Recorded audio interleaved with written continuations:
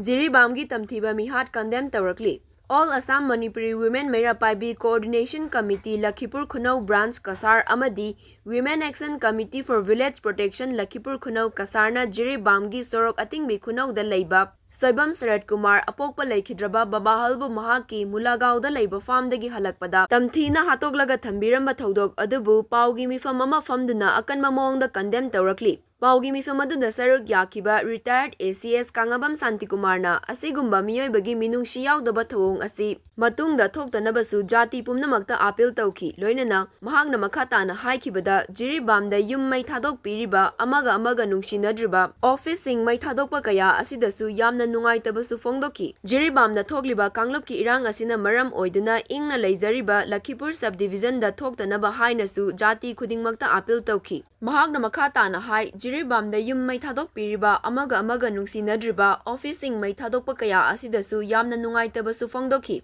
loinana Jiribamda thokliba kanglupki irang asina maram oiduna ingna leizariba Lakhipur subdivision da thoktanaba hainasu jati khudingda appeal toukhi asigumba kanglupki irang asi Lakhipur da su thoktanaba haina Lakhipur subdivisional civil administration amasung police personnel singnasu patrolling chatuna yamna kanna ngak senbiriba asisu kharaga henna ngak senbinabasu lengaki mari leinabasingda appeal toukhi loinana maitai ichilenau singnasu hojik oiriba moong asida tonga sandorakpada thaza bidanabasu appeal toukhi Lakhipur subdivision gi manungda leiriba English medium school gi headmaster amasung principal singnasu satra singbu cheksina senabinabasu haizaki hingminariba furupumnamak santida hingminasi hainasu leibak miyamda appeal toukhi paugi mifam aduda retired ACS Kangabam Santi Kumar Women Action Committee for Village Protection Lakhipur Khunou gi president Sunita Konthauzam amadi loop asigi atai member sing social worker Gitu Devi Lakhipur Khunou Meira Paibi loop ki secretary W Heramoni amadi atai member sing saruk yaki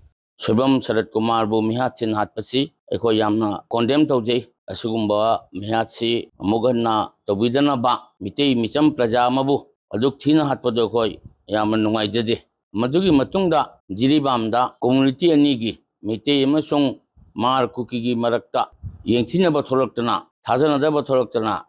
apprehension tholaktana yummai thana ba nakalamna yummai thaba nakalamda yummai thaba asigumba thoudok je thoningde Assam gi mitei werasu Manipur da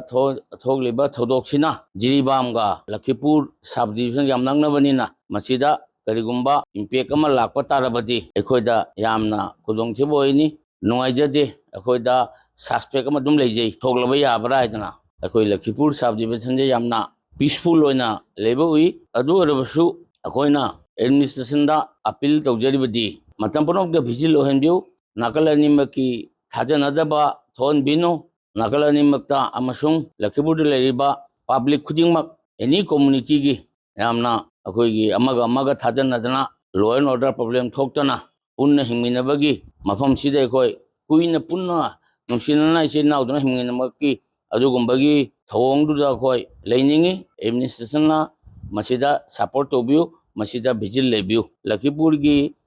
area da leriba school singda school gi principal sing school go authority singda angang mayam tambanina makojesu akoi napil thamjari khara cheksinda angang singdo senabiu haidana matam punamakta akoi mitei di santi pamba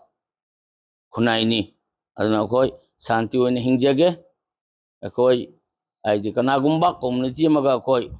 yengchinabasu pamjade chahi cha kaya dagi asiga yamna ingna tapna community khudingmak hingminarakpase asumana akoi hingminaningi